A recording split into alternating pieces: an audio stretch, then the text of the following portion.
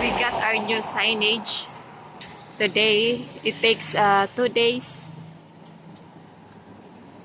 to fix it, and now looks good because it was broken when there is a typhoon.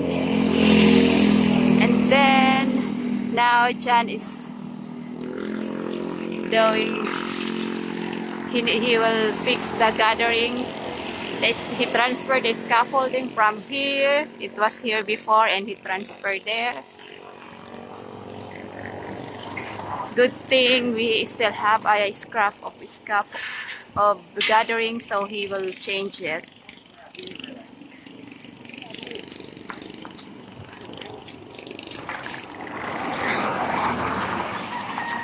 It's look good, right?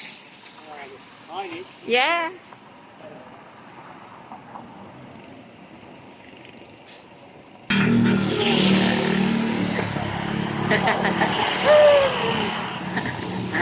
Working hard. Right? The weather today is sunny.